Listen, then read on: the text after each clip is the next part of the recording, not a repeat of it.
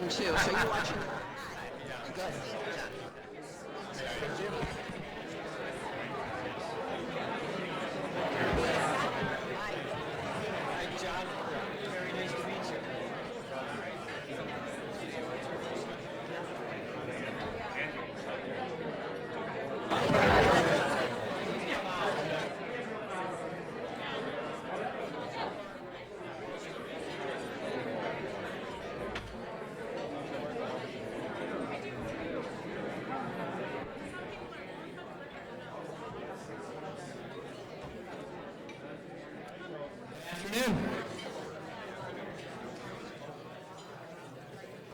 Welcome to the Wisconsin Health News briefing on the state of reform here in Wisconsin.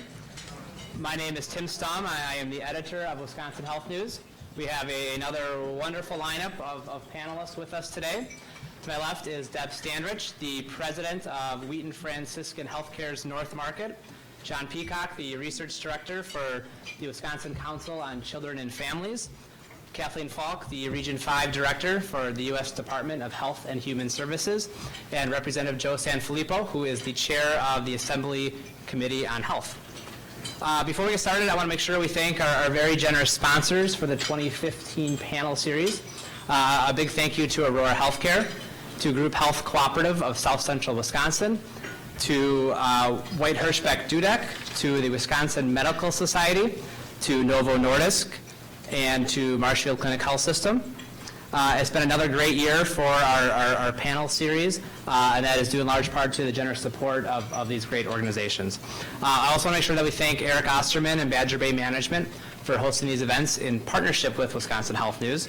I do see some new faces in the audience today, so for those of you who are not familiar, Wisconsin Health News is an online, nonpartisan, independent news service.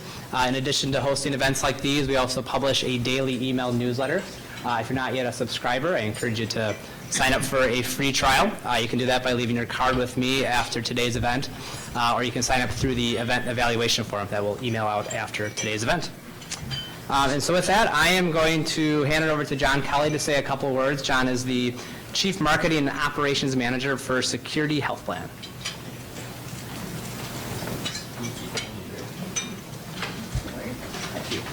Thanks, Tim.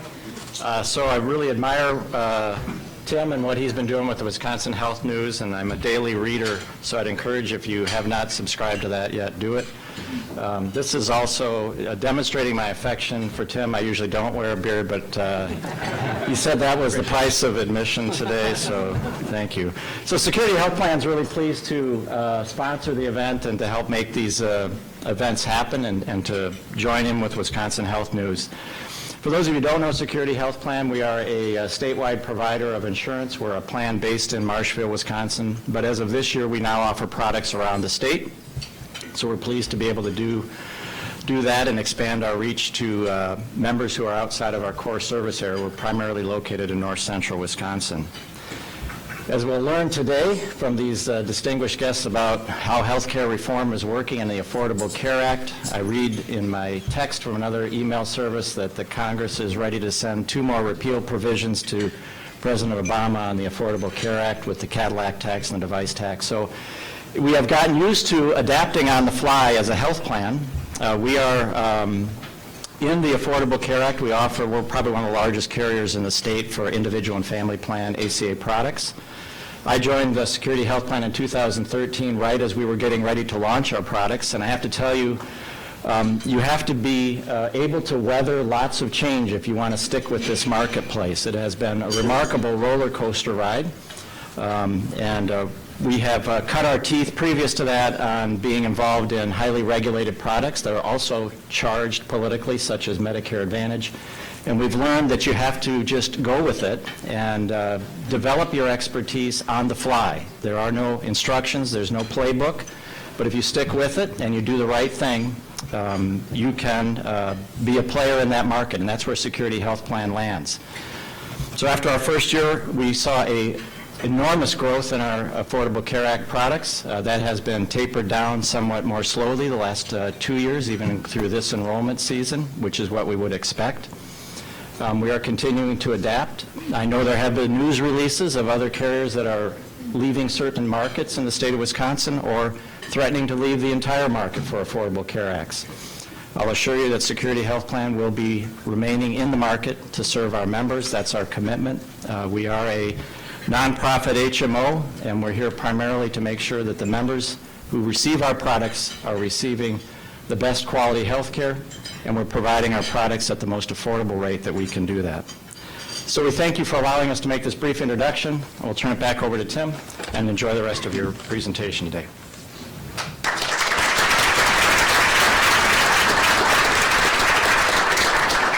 Thank you, John. Thanks for the kind words and for the good perspective. So we're here today to discuss the state of health reform in Wisconsin. So I thought we'd start off by just kind of laying down some of the things that we do know about the topic. So the Affordable Care Act, Obamacare, the federal health reform law, has been the law of the land since 2010. We are in the midst of the third enrollment period for the health insurance exchanges. In Wisconsin, more than 183,000 consumers enrolled through the state's federal exchange during the first 2 years of enrollment. Nearly 100,000 overall residents gained coverage in 2014, lowering the uninsured rate in the state from 9.1% to 7.3%, and the number of uninsured in the state from 518,000 to 418,000. Here in Wisconsin, lawmakers did not accept federal funding provided under the health reform law to expand Medicaid. But unlike other Republican states who did not take the funding, Wisconsin did expand Medicaid coverage for people under the poverty line, lifting the cap for childless adults. As of October 2015, there were 145,000 childless adults in the state Medicaid program, up from 14,000 in March of 2014. Meanwhile, Governor Scott Walker pared back Medicaid coverage for most adults above the poverty line. It's estimated that more than 60,000 lost Medicaid coverage. And while some found private coverage and some were re-enrolled in Medicaid, it's estimated that about 30 to 36,000 did not regain coverage. So these are the facts, these are the numbers. And with the help of our esteemed and distinguished panelists, we're hoping to hear some great perspective on the story behind the numbers. So I have a series of questions that I'm going to start off with these guys, and as always, we will leave time at the end for audience questions. So John, I thought we'd start with you, the numbers guy in the panel. In 2013, when Governor Scott Walker unveiled his unique entitlement reform plan, he projected the state would cut the number of uninsured by half by the end of 2015. We don't know for sure what happens until we see census numbers next year, but what are your thoughts? Are we going to reach that goal by the end of this year? Well, the Census Bureau's data that you already alluded to that came out in mid-September for 2014 indicated that nationally 8.5 million people, for fewer people, were uninsured in 2014, and in Wisconsin 100,000 fewer were uninsured. That's a great start. In Wisconsin, that's a 19% reduction. So I think it puts us on our way to that 50% reduction. And the other key thing about those statistics is that that's an average for all of calendar year 2014. It doesn't fully reflect the gains over the full year. So that's on the plus side. On the sort of not quite so rosy side, in Wisconsin, that was a 19% reduction. Nationally, the 25 states that had expanded Medicaid by the beginning of 2014 saw an average of a 25% reduction. And some people might have expected, well, because we're a state that arguably doesn't have a coverage gap. We cover everybody in Medicaid up to the poverty level and have marketplace coverage above that. So there's not a coverage gap per se, there's an affordability gap. And quite a few of those people who lost their Badger Care coverage, the adults over the poverty level, haven't been able to afford marketplace coverage. So we're lagging behind some of the other states. I'm guessing that based on enrollment data in the marketplace and Badger Care, that when we see 2015 data, we'll pick up another 50 to 75,000 reduction in the uninsured and get us, good progress towards the 50% goal. I don't think we're going to make it there soon with our current policies, but that's debatable. Kathy, what are the biggest barriers right now to reducing that uninsured rate? I'd say two. One is the point John has already made, which is by expanding Medicaid, you just can make the difference in another tens of thousands of lives. It's the right thing to do for people, and it's the right thing to do for Wisconsin taxpayers, and it's not too late. So I hope that I hope that that can still happen. We got the people in this room on both sides of the aisle. You can make that happen. But the second point I think I would make, in addition to John's points, is that finding the remaining uninsured is going to be harder than ever. The data or surveys that we have seen, and you know this better than anyone because you're the leaders in the industry, are that the demographics of the remaining uninsured are about 7 out of 10. They're working hard. 4 out of 10 are below the 250% poverty level. So they're working hard and they're just barely making it if. About half have a degree beyond high school, more men than women, almost half under the age of 34. So while we see what the demographic it is, finding them, reaching them is very hard. And for many of them, the data shows that while they value insurance, they're worried about its affordability. And so all of you in this room who are working hard to create this stable marketplace, and thank you for all you're all doing. One of the good news here is that for Badgers, we know that about 7 out of 10 can get a plan for $75 or less a month with the tax credits. That is indeed good news for that demographics. It's just we've got to figure out how to reach them. And by how I've described them, you know, when you're with your niece and nephew over the holidays, or your grandchildren, I mean, that's the demographic of whom we need to reach one-on-one, talking to people about the conversations I had with my 35-year-old son for so many years till he had health insurance at his job. You know, darling, you are one basketball injury away from bankruptcy, let alone not getting care for that sinus infection that's been plaguing you for 2 weeks. So those are just one-on-one conversations. Great, thank you. So we can't talk about health reform law without talking about the Medicaid expansion, so we got it right away.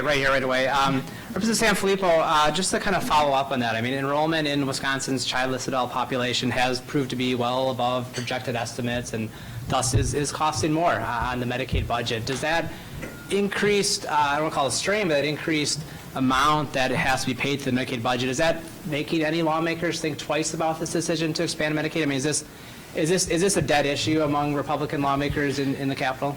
Yeah, I think, the way that the governor had devised the plan was very fortuitous for the state of Wisconsin. If you take a look at the states that have decided to do the expansion, they are struggling under the weight of the cost of it. I mean, we see Ohio was one of the more recent ones to enact it. They projected it was going to cost them $2.5 billion.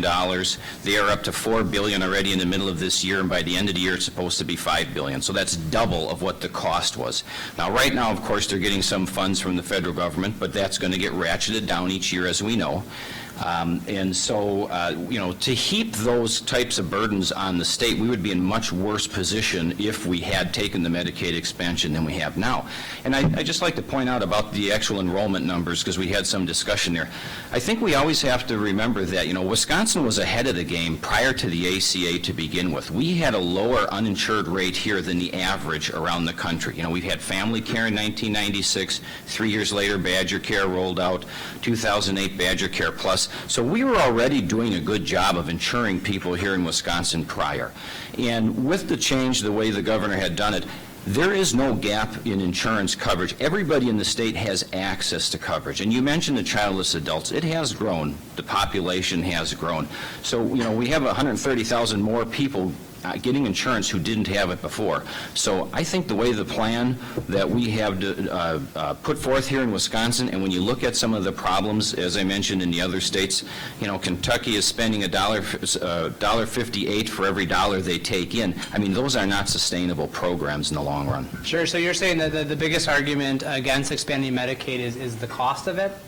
Just to kind of contradict that, the Legislative Fiscal Bureau, nonpartisan, has come out with a number of reports. They've been updated to say that it would save hundreds of $millions to do this. How do you respond to some of those reports?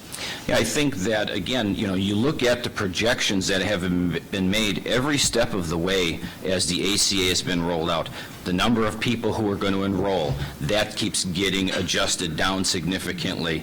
It's taking a lot longer to get those enrollment figures there. The costs are much higher. So when you take a look at the numbers that they're projecting, you know, you can take a look at the first year or two, but we have to do as lawmakers is look 5 and 10 years on down the road and how that's going to affect our budget, because we don't want to just take the easy way out right now. Yeah, it would be easy to take a whole bunch of money right now, but what we don't want to do is leave our state in very bad fiscal position 5 or 10 years on down the road. So, yeah, I mean, politically, just one last follow-up with the representative. I mean, politically, is it an issue? I mean, are any Republican lawmakers talking about making this happen? I mean, do you see any possibility of this happening in Wisconsin? No, it's not going to happen. I mean, we would be foolish to enact it. Just look at, again, at Ohio. Look at how the costs have exploded over there. They, you know, when they went into this, they added 188,000 members to the exchange, but they've added over 600,000 people on their Medicaid plan.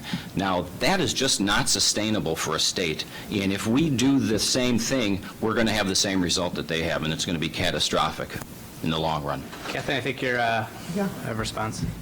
Yeah, to respond to Representative Sanfilippo's comments, both on the numbers, you know, the numbers in terms of the marketplace are on task for and on target for what the department had guesstimated in this new world, and so I think they're really significant, and they're really inspiring to have 17.6 million people have insurance today that didn't 2 years ago is nothing but inspiring.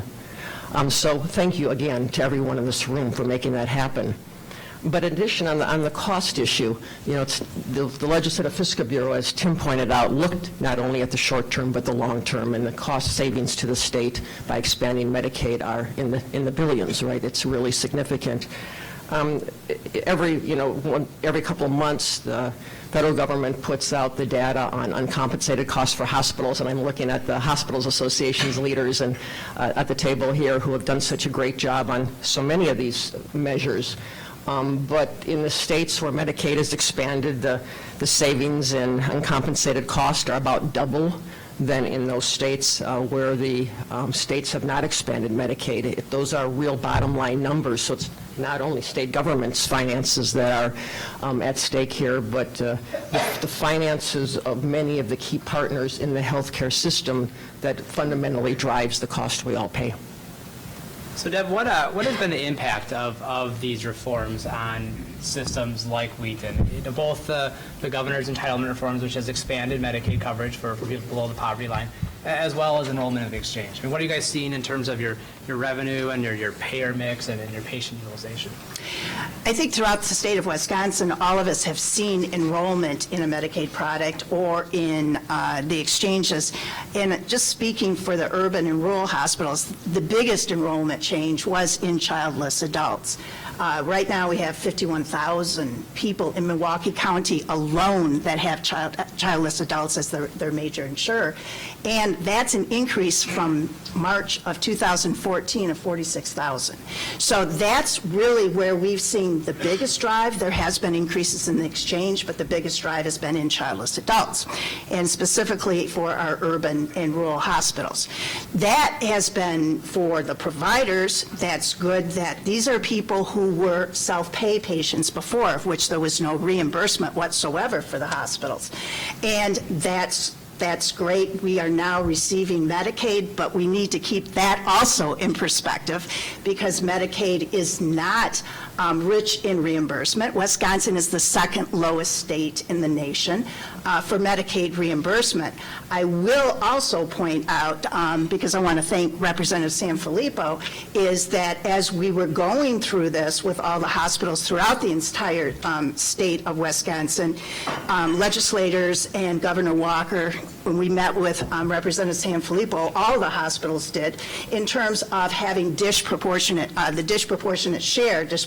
share monies renewed that the state of Wisconsin had awarded to hospitals for those hospitals that treat the most Medicaid.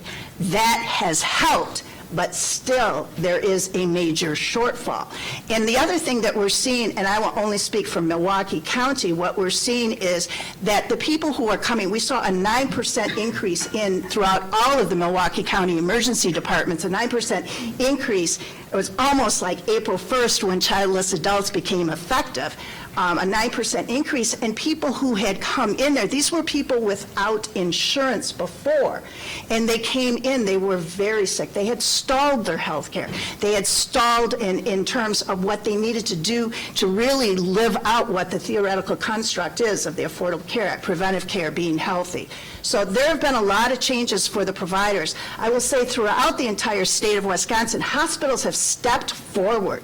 They have stepped forward to make sure that we are responding to the increase in enrollment, to take care of the people, to provide the appropriate care management, to make sure that we have providers, because you have to look at coverage does not mean access. So all of us throughout the entire state, for all the hospitals that are sitting here and providers, you know how we have tried to populate our physician ranks with primary care, with providing dental, providing all sorts of services, so that those people who have been without health care can now have it and be able to get back to a stabilization in terms of their own personal health.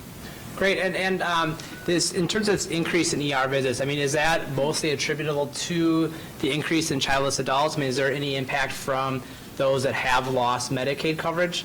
Or is it a mix, or is it mostly this influx of childless adults that have caused this increase? What I will say, and I can only speak for Milwaukee County, what I will say is that the majority of the influx was childless adults.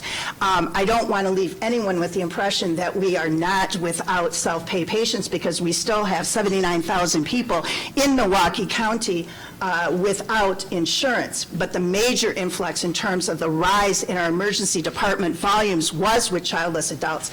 But also importantly to note is that the people who were frequenting our EDs were those, again, without insurance, but 48% throughout all of Milwaukee County were people that should access that care in a medical home with a primary care provider. And that's what the hospitals in the state of Wisconsin have done, mobilize those forces to make sure that the people are not utilizing the ED as their primary care, that are getting to the right place at the right time for the right care. Can you talk a little bit more about that? I mean, I understand that Wheaton really has beefed up its care management work. Can you talk about some of the stuff specifically that you guys are doing?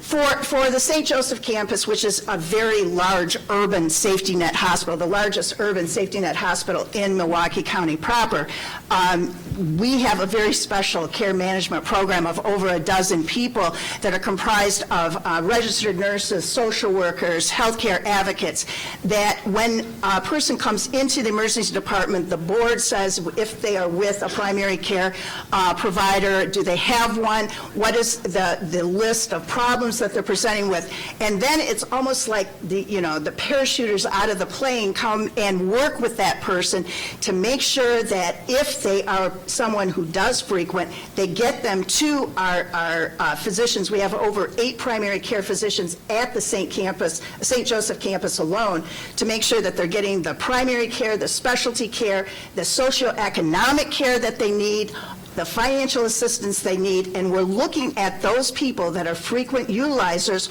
or those that are coming in that have a variety of comorbidities. We've treated since the program's been in inception, over 5,000 people. We've been able to touch with this program 4,000 that have stuck to a primary care provider and been able to change and reduce the recidivism of our ED as a result of this program. This is an investment we have made on our own. This is an investment that is not reimbursed whatsoever, but it is the absolute right thing to do for the patient and make sure that they are getting the care they need to stabilize their health, but make sure they're getting healthy and they stay healthy down the road. And I know that Wheaton isn't the only provider system that is moving in this direction, but long-term, how sustainable are some of these care management efforts? I mean, in today's fee-for-service world, we're not paying for value fully yet by any means. How long can you sustain some of these efforts that, like you said, you're not getting reimbursed to do?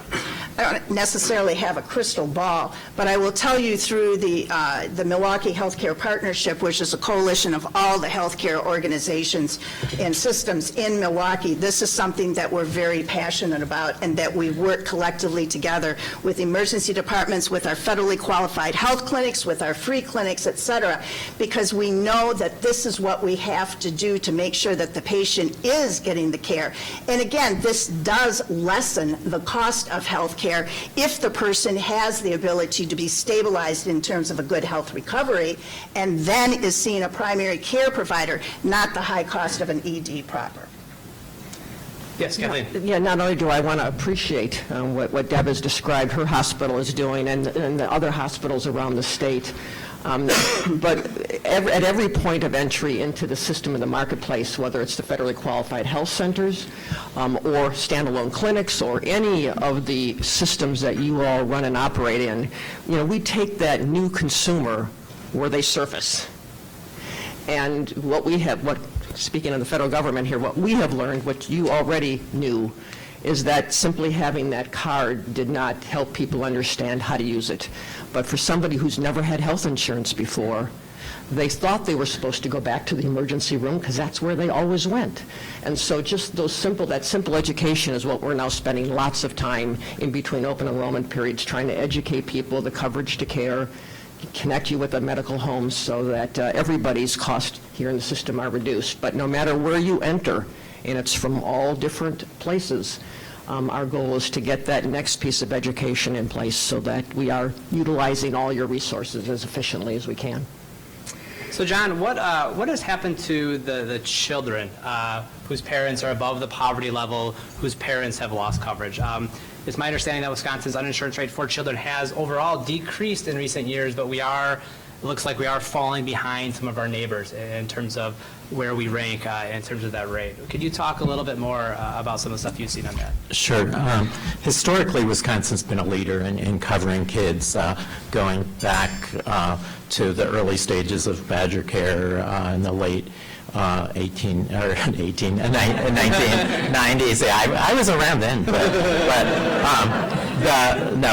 going way back, we've been a leader in coverage of kids. And as recently as 2009, we had the 6th lowest percentage of uninsured kids. Other states have been passing us by recently. We've dropped to 16th. We're still well above the national average, but we're losing some ground. And we're now well below all of our neighboring states. I think the major reason for that is that we not only didn't expand Badger Care for up to 138% for childless adults, but more importantly, we cut the eligibility level for parents in half. Tommy Thompson had said it back in the late 1990s at 200% of the poverty level. That was cut in half. And as we lost parents in coverage, and a lot of those parents unfortunately aren't now covered in the marketplace, we seem to have lost some kids as well. They're still eligible, but as Tommy Thompson pointed out when he championed expanding coverage, or including parents in Badger Care, the best way to cover kids is to get their parents enrolled, and they'll bring the kids along with them. And so we did improve in 2014 from the Census Bureau data. It looks like the number of uninsured kids dropped by 6%, but nationally it dropped by 16%. And if we could get to where Iowa is, and it's 4.4%, it's good. No question about that. And as Kathleen was saying, it gets tougher from there to find the uninsured kids. But if we could get, Iowa's at 3.3, that would be, if we could get there, that would be a 25% reduction. That would be 14,000 fewer uninsured kids. And I think the way to do that is to look carefully at our processes for enrolling people, find ways to expedite those,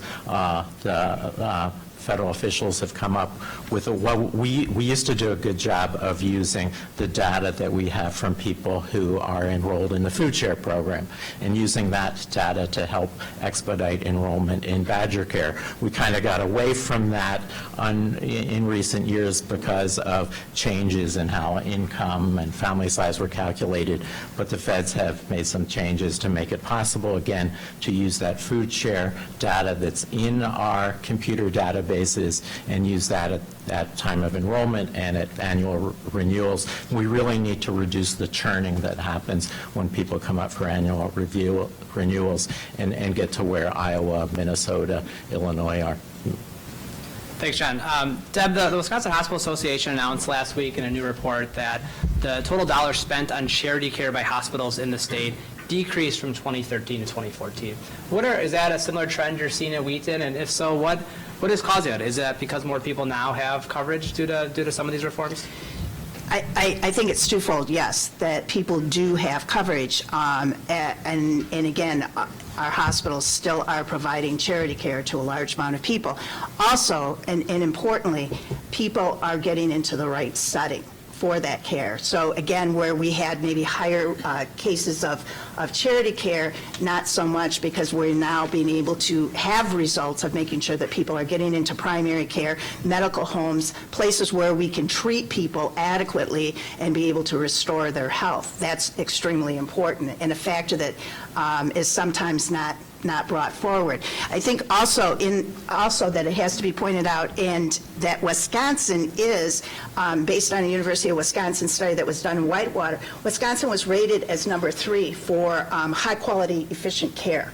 And this also reflects, when you look at the data in terms of less cases, or less charity care, you're actually seeing the results of that high efficient, high quality, great outcome care that Wisconsin is known for throughout the entire state with all of our hospitals and providers. Great. Despite some of these reforms, the health reform law continues to be relatively unpopular. In the Kaiser Family Foundation's November tracking poll, 45% said they have an unfavorable view of the law compared to 38% who view it favorably. Kathleen, why do you think that is? Probably a couple of reasons, and there may be some more opinions in this room, but the attention has been to the launch of providing the marketplace for the uninsured. What stories don't regularly appear is the news about what the Affordable Care Act did for everybody who already had insurance. The free, no-cost preventative service you're now entitled to under your plans. The inability of insurance companies to put annual or lifetime limits now on your plans. Your ability to keep your children up to the age of 26 on your plans. The inability now for insurance companies to discriminate and charge women more than men as they used to. The requirement for parity in mental health and the essential benefits in your plans.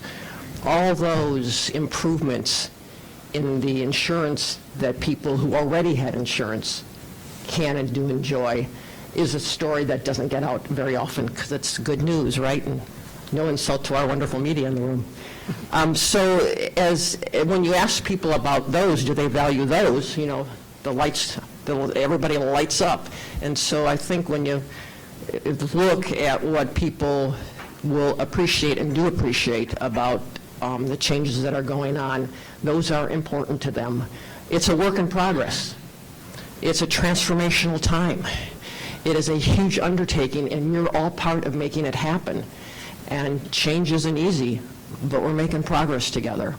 So again, let me thank you for the third time for all you're doing in that heavy lifting of this transformational time. Representative Sanfilippo, what are your thoughts? Why do people still overall not like this law? Kathleen rattled off a list of all of the changes that have happened with the health insurance and said that those are the good things, but they haven't come without a cost. We've seen large rate increases. We have huge co-pays, and so the people who have had insurance before the Affordable Care Act, are finding their insurance to be much more costly now. So it's really just driven up the cost for them, and I think that's why you have some of this pushback. You know, it's nice to say that everybody should be covered in that we can do it, but I think the program has proven that it is a failure, and it is not living up to the promises that it has made. You are not attracting the young people that were expected to come in to help cover the cost of the more costly or elderly people. You have people coming into the program that need immediate care. The minute they receive that care, they drop back out of the program because they know they can just jump back in it again. So everything that the people who were, you know, not in favor of the act before it was passed said would happen seems to be happening. So we see these co-ops collapsing all around the country. We had 23 of them to start with. 21 of them were losing money at the end of last year. There's now only 15 of them left. Of the ones that are gone out of business, the federal government spent $1.2 billion giving them loans that will probably the taxpayers will never get back. And so we just see time after time that it's a failure. Now, the federal government then has said, don't worry about it. We have this idea to share some of the risks, so we'll take some money from here and we'll bring it over there. But when Kentucky, as I mentioned before, went to their risk corridor to say, hey, we need $77 million to break even, the feds came back and said, well, we're only giving you 9.7. So it's those things that you hear that make our plan that we put in place in Wisconsin to not take the expansion seem all the more smarter, because you can see that it's bankrupting these states, and one by one the dominoes are falling. Kathleen, Yes, of course. your follow-up. Yeah, I'll try to keep it simple to just a couple. One is on the point you made about cost, and you know, I think everyone in this room knows what the world was like before 2010. Double-digit inflation increases were the routine, and that has completely changed. We're now seeing the lowest increases in healthcare spending in 4 decades. So that jury is out. With the other predictions that you were saying, that kind of the predictions that the worriers were about the law, we're also seeing those did not come true. I mean, they said there'd be great job losses, and we've had, again, historic number of continued growth in jobs in months in history. So, you know, do we have more problems to solve? Of course. Do we need to improve things? Absolutely. Is it a work in progress? You bet. But the general direction of where the health care industry is going and what we need to do to have healthy people, we are on that right track. I'll leave it there. So, well, just let me, so as the representative mentioned, a large number of the co-ops have closed their doors. It was just reported that Common Ground healthcare cooperative here in Wisconsin has lost nearly $24 million during the first 3 quarters of this year.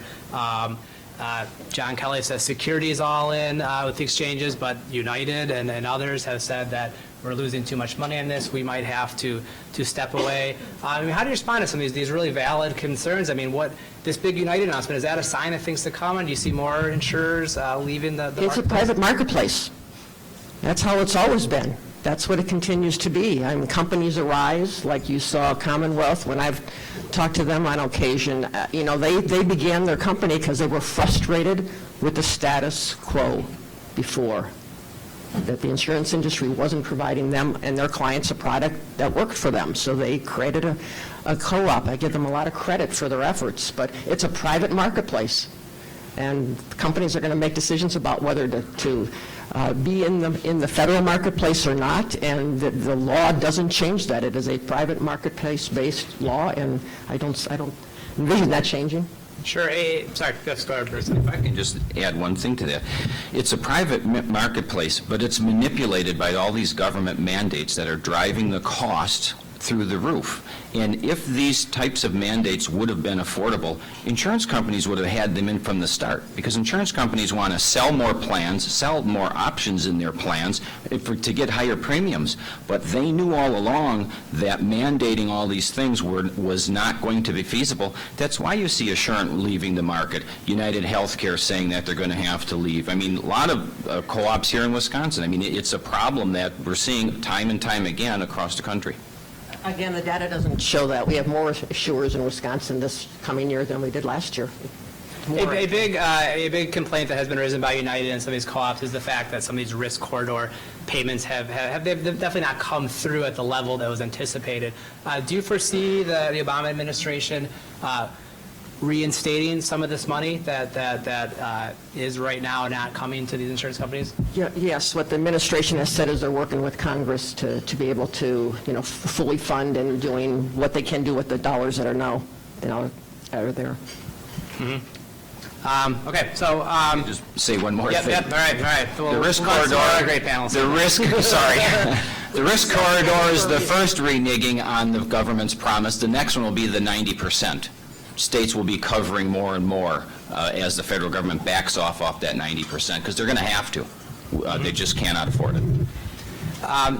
John, what are the challenges being faced by these newly insured people, both in the Medicaid and the marketplace? I want to, maybe talk a little bit about some of the re-enrollment process. I mean, are these people staying insured year after year, or how big of a drop-off are we seeing from enrollment period to enrollment period? Well, I wish we had better data on that, and I would urge HHS to release a little more. They released more this year than we got the year before, and from that one can see that that there's a pretty significant drop-off from the from the outset. We knew that the number of people who sign up isn't going to be the right number. That between sign up and actually paying premiums, things happen, people reconsider. You lose 10-12% of the people who signed up. But beyond that, then, while you do get some people coming in through special enrollment periods, that kind of thing, there is attrition from people who find that it isn't affordable, and I think that attrition is greater in the non-expansion states like Wisconsin, where you have a lot of people just a little over the poverty level. And we're talking about a single mom with one child is above the poverty level if she's making $7.70 an hour. And try to imagine living on, $15,000, $16,000 a year with a child and being able to regularly pay premiums, even a small premium. Not all those parents have checking accounts or credit cards to be able to make those premium payments, or they may be participating and taking advantage of the preventative health aspects of it, and then they have a high copay or deductible and drop out at that point, which, if they choose a silver plan, maybe shouldn't be a problem. But so there is, a significant attrition, and I hope that people on both sides of the aisle could come together and kind of look at the whole cost-sharing aspect of it and think about how that's affecting the ability of people to stay in. One of the things that we haven't talked about, a big problem with the decision to reject the Medicaid expansion, is that for those people between 100 and 138% of the poverty level, they aren't subject to the individual mandate. They get to choose whether they're in the marketplace or not, and of course the sicker people are going to make it a higher priority to buy that marketplace coverage. So we have adverse selection, and I'd love to be able to get some good data where we can really compare what's happening in terms of the marketplace states and the non-marketplace states. But I think the other thing that I think Debman and others have alluded to is that there's a significant need for healthcare literacy for the folks who have this coverage, and getting them to understand what it means and what their options are and how to use it. And I think CMS is moving in that direction, and that in the coming years that the groups that are doing Navigator sort of work now are going to have their mission expanded and be doing more work in the area of health literacy. Great. And so, Deb, what are you guys seeing? I mean, in terms of re-enrollment, how big of an issue is that, and what are hospitals doing to ensure that people do re-enroll that next year? It's a huge issue. I think a lot of people who had Badger Care Childless Adults or any of the programs did not realize that they would have to re-enroll. And the hospitals actually saw during the period of time where that enrollment stopped, where they were covered and not knowledgeable that they had to re-enroll, they saw a rise. And I know we did in Wheaton, we saw a rise in our self-pay at that time. Again, having insurance doesn't mean that you understand the healthcare system. We're a complex system. It's hard to understand. Everyone has said that. We have across the state, whether it's hospitals, whether it's health departments, whether it's the federally qualified clinics, whomever, we have people out there helping people to understand they need to enroll, to help them choose the right plan that is best for them. This is not easy for anyone to understand, especially if all you've known is no insurance, and all you've known as the place that everybody knew your name at was an emergency department. So we are really throughout the state mobilizing left and right so that people do re-enroll, that they have continuous coverage, not partial coverage, but continuous coverage. And that's being done by everyone. Great. So with that, we're gonna open up to the audience if there's any questions from those in attendance. Must get through all the questions. Yeah, right here, John. Question, maybe for Kathleen. So earlier in the discussion, you talked about finding those people who are yet uninsured. So at Security, we're more of a rural part of the state of Wisconsin. Our populous towns are like 50,000 maybe, but mostly it's pretty rural areas. And when the act first passed, we were able to get out and find those people. I mean, literally enrolling people at the kitchen table, having community-based conferences in, a supper club down the road or whatever. So we actually know where they are. We hear 3 strong messages that people are making rational decisions not to purchase their ACA plan. Number 1 is, I philosophically am opposed to it. Our part of the state tends to be a little more red than Madison, which is a little more blue, and you will find people who are adamantly opposed just on political grounds. They just won't do it. They're not going to move. Secondly, we have people making rational economic decisions. They weigh what it costs based on what their income is and what the subsidy is and trade it off against a heating bill or food. They're saying we can't afford it. And third, those that did try it were very frustrated in the initial year. We've had a huge number of people that call into our plan with HITS code, some little hiccup, they had to get re-enrolled, they had problems getting online, they had errors in a file through no fault of their own, they had income changes, and they got extremely frustrated and found it wasn't worth the hassle to re-enroll. So we find people making rational decisions. We know where they are, we know who they are, they're just saying we're not going to enroll. I wonder if you have any thoughts on how the feds can help alleviate some of that, because we think that people know about it, they just are making conscious decisions not to purchase the product. Thanks for that, and we're still seeing, as I said early on in the surveys, large numbers of people who don't know about the law and the opportunity, so still getting the word out is a big deal, and I appreciate the good anecdotal examples you gave of how you're doing that. People are being really creative. They're going to bowling alleys and, because we do know young people don't go to government. Us older folks do. But they don't, and so going to where they are is difficult to find, and the social media, and so we're using those kinds of outlets of where they are, but mostly it's peer-to-peer, and why it's said talking to young people is a really important thing to do. The other point of finding, they're going to be harder and harder each year because more and more people are enrolled. That's a good problem to have. And given we have many insurers here in this room, what else are you doing to be creative? What else are you doing in marketing? In Illinois, they had what I think was a very successful ad campaign targeted to young people. Are there things going on here in Wisconsin that you may choose to do that helps target those young invincibles? So being creative and working harder and making sure the product is affordable, which, as I described before, for Badgers, $75 a month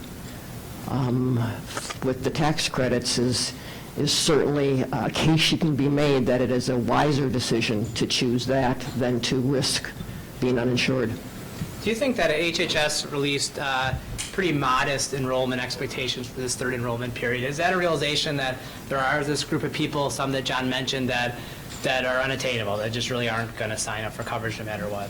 Well, Secretary Burwell, the Secretary of Department of Health and Human Services, set a goal of over 9 million, and what this year we think will be is over 9 million when 2015 ends, and she set another 9 million goal for 2016. So she is a very numbers-driven leader.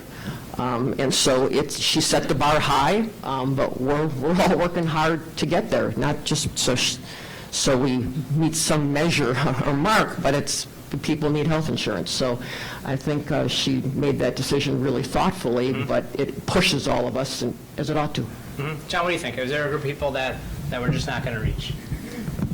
Well, I think that it's true that some people look at the cost sharing, the premiums and the other cost sharing, and for their situation, it may be a rational decision not to purchase it. I think that there are quite a few other people, as Kathleen alluded to, who just aren't aware of it. And I think we would all agree, wherever we are on the political spectrum, we need to do a better job of reaching the young people, getting them into the marketplace. I think they're 26% of the marketplace participants in Wisconsin are in that young demographic, and we need to get that up. But that's a group that really doesn't understand that they're not only the premium reductions, but also for those below 250% of the poverty, the other cost-sharing reductions that can really minimize that cost, and that there's the access to the free preventative care. And we need to do a better job of getting that information out there. But the other thing, comment I wanted to make about the marketplace numbers, I think one of the reasons why those projections aren't as high as what some federal officials made 4 or 5 years ago, is that back then we all thought that there was going to be kind of a slow but pretty steady reduction in employer-based coverage. And that has been much stronger than people thought it was going to be. And because that's really been very strong, that there's somewhat fewer people who need that marketplace coverage. So that's a piece of it. So kind of shifting back to some of the entitlement reforms here in the state of Wisconsin. Representative Sanfilippo, you and some of your colleagues voted in this past budget for a new round of Medicaid eligibility reforms here in Wisconsin for the childless adult population, including a 4-year cap on the program, drug testing, and increased premiums for risky behaviors like smoking. How would these changes, which still need HHS approval, how would these changes improve the program? Well, I think it's all about making the limited dollars that you have go farther. And we're seeing that with the expansion in the childless adults. We've added over 130,000 people have coverage today that didn't have coverage before. We have no coverage gap in Wisconsin other than for people who choose consciously not to go out and purchase insurance, because they can either do through the exchange, and up to 400% they get their subsidy, or go on Badger Care. So again, learning from lessons in other states where these costs have been much greater than what they anticipated, I think that we are moving in the right direction, because we know we have a limited pool of dollars, and what we want to do is make sure that the truly needy people, those in most need, those dollars are there for them to use. And as far as delivery, I just want to toss out, I think here in Wisconsin, our Department of Health Services is doing a great job with working on trying to get the word out about the options that people have. We have 11 regional networks set up around the state. They've got over 1,500 community partners helping. So the boots are on the ground and out there trying to get the word out so that people realize you have options to be covered. And really anybody in Wisconsin should be able to have coverage if they choose to take advantage of it. Sure, excellent. John, what would the impact be of these reforms in terms of enrollment in the childless adult program? Well, so there are a number of things that are proposed. including higher cost sharing, charging premiums to everybody in all childless adults in Badger Care, and establishing a 4-year time limit on participation in Badger Care. Among the various proposals, that one concerns us the most, that I just think that would be a huge mistake for people who have long-term health care problems, but I feel pretty confident that the federal officials are not going to change, at least under current law. Now, what may happen down the road, I don't know. But under the current Medicaid program, it's an entitlement program. HHS is not going to approve a 4-year time limit. HHS has approved some premiums in 2 or 3 states. They've approved premiums for people below the poverty level. That requires a waiver. In those states that have gotten waivers to do that, they actually don't have the authority to disenroll people below the poverty level, so that's a significant kind of constraint on that. And all the states that have gotten waivers of one sort or another have all done it in the context of improving coverage. They haven't done it in the context of contracting coverage and reducing spending. So I don't see this administration approving those waivers. That's my guess. But we'll have a new president in a little over a year, and who knows then. But I would hope that before the state looks at charging premiums to adults below the poverty level, that we really look at the consequences of what's happened when we've increased premiums before. And back in 2012, the state started charging premiums to a lot more adults in Badger Care above 133% of the poverty level. There was a very sharp reduction in participation of parents in Badger Care at that time. I hope we can get the rest of that data from DHS. They released some and haven't released the rest. We really need to take a hard look at that data and make evidence-based decisions about the cost-sharing structure. Deb, what are your thoughts on that? What impact would some of these changes have on providers like we? I was fascinated by your comments in terms of why people aren't re-enrolling or actually even enrolling, because as a provider, I see it from a very different side. I think people do have to decide how they're going to spend their money. Whether it's the premiums, it has to be affordable. But I can also tell you from a provider side the difference that coverage has made in people's lives for those that had zero coverage before or no primary care or access to anything. Kathleen was talking about her young son. I can tell you of a gentleman who was he was 26 years old, was diabetic, had high blood pressure, all sorts of issues going on, but was young and impervious to life, just felt that he could solve everything. But actually, from what we say in the provider world, he was a walking time bomb.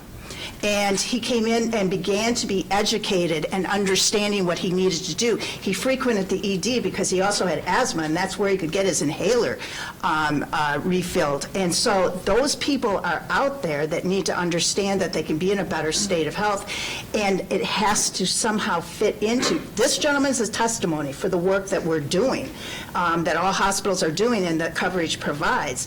And also for people that come in that don't know that they have a catastrophic illness. Like one individual came in his 50s. You come into an emergency department because that's the only place you know for care. You come in there, and the emergency department's going to treat you for that specific symptom at that specific time. They don't do an H&P and all that sort of thing on you, history and physical.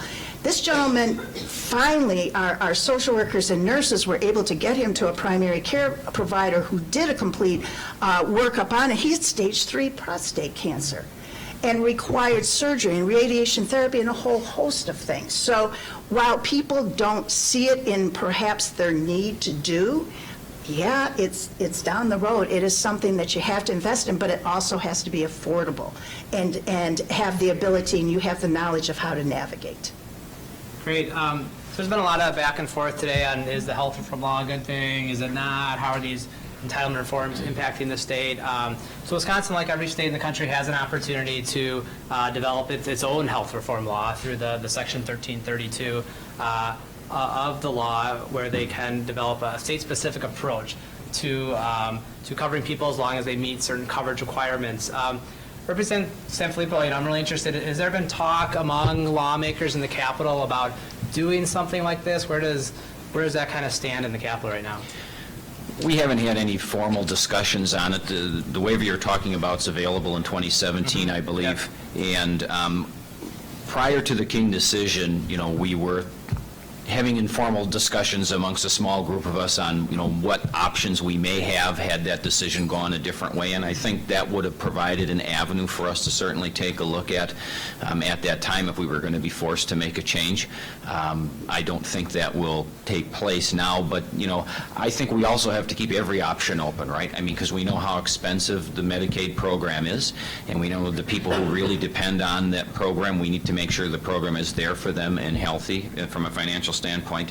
And so I think that, if there's opportunities that present themselves through those waivers, we would not be doing our job responsibly if we didn't at least take some consideration with those. Sure. Great. So on that, we're going to have to end it. Thanks to our great lineup of panelists for a really great, entertaining, and informative discussion. Thank you.